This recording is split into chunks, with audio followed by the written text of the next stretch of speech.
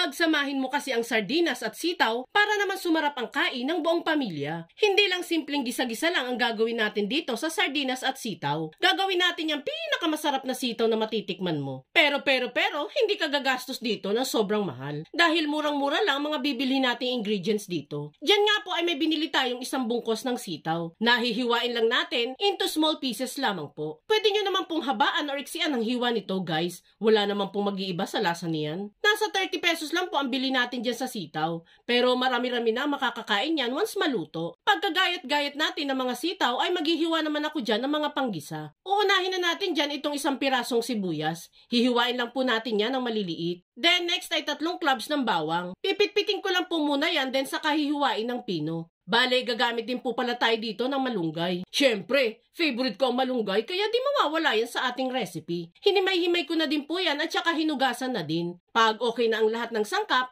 ay pwede na tayong magluto. Sa isang lutuan na maglalagay lang muna tayo dyan ng mantikang panggisa. Wait lang po nating uminit dyan bago igisa ang sibuyas at bawang dito. Igisa-gisa lang natin ang mga aromatics hanggang sa lumabas na ang bango ng ginigisa. At habang ginigisa-gisa natin yan, pasasalamatan ko lang muna sila Ma'am Grace Remedio ng Marikina, Ma'am Aida Talago ng Guimaras, at Ma'am Lynn Ani na nanonood sa Saudi Arabia. Maraming salamat po sa walang sawang pagsubaybay mga madam ko. And once magisa na dito ang mga sibuyas at bawang, ay ilalagay na din natin dyan syempre ang isang lata ng sardinas. Any brand naman po ng sardinas na bili ninyo is okay lang naman po, guys. Igisa-gisa lang muna natin itong sardinas habang dinudurog-durog yung laman nito. Dito pa lang sa pagigisa, guys, matatakam na agad yung kapitbahay natin sa bango ng niluluto natin. Gisa-gisa lang natin yan saglit at saka naman ako maglalagay ng konting tubig lamang po. Inalog ko muna yung tubig sa lata ng sardinas, guys. Sayang din naman yung lasa niyan. Simmer lang natin ng bahagi ang sardinas dito at saka natin ilagay yung sitaw na ginayat-gayat natin kanina. Then saka natin yan halu-haluin. Sabi ko nga po kanina, hindi lang simpleng gisang sardinas na may sitaw lang ang gagawin natin dyan. May ilalagay pa tayo dyan mamaya para mas sumarap itong dish natin. Pagkahalo-halo ay saka naman natin yan takpan at hayaan mo nang maluto ang sitaw ng kahit 3 minutes lang. Makalipas ang 3 minuto ay buksan at saka natin yan halu-haluin para naman di masunog yung nasa ilalim na part. Then saka natin yan lalagyan ng mga pampalasa.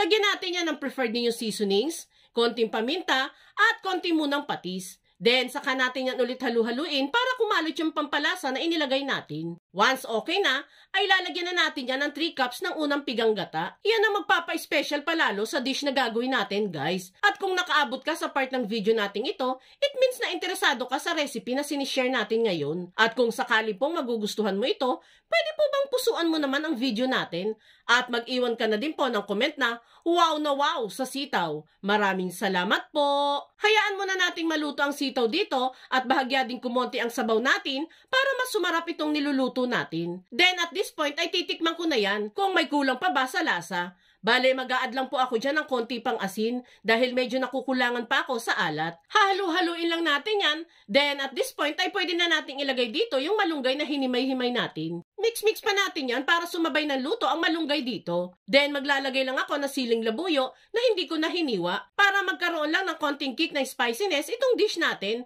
At syempre dagdag kulay na din. Lutuin pa natin yan ng huling 2 minuto sa mababang apoy na lamang po. And there you have it, guys. Ready to serve na itong napakasarap at napaka-healthy na luto sa sitaw. Make sure na nakapagsaing ka na madaming kanin, ha? Dahil tiyak akong mapapalabang ka sa sarap nitong sitaw recipe natin. Gusto ko lang palang i-share itong bagong kinalilibangan ko na 1xBet, ang pinaka-legit na online betting site ngayon, wherein pwede kayong mag-bet sa mga paborito mong team sa NBA, paborito mong laro sa casino, at kung ano-ano pang game na gusto ninyong laruin. Super dali lang ang pag-register nito. I-click lang ang registration at i-provide lang ang kailangang detalye at huwag kalimutang ilagay sa promo code ang word na 1xKitchen dahil pwede ka makapag-claim ng up to 6,000 pesos bonus sa unang deposit mo pa lamang. O, di ba? Ang syala. Kapag mag-cash in ka sa larong ito, i-click lang ang deposit at pwede kang mag-deposit through GCash or PayMaya. Ganon din syempre ang pag-withdraw. Click lang ang withdraw, then GCash, at i-provide lang ang kailangang information and wait mo lang pumasok sa GCash ang iyong napanalunan sa game. Take note, guys, na pang 18 years old and above lang po ito. I-click lang ang link sa ibaba at simulan mo na ang mag-register.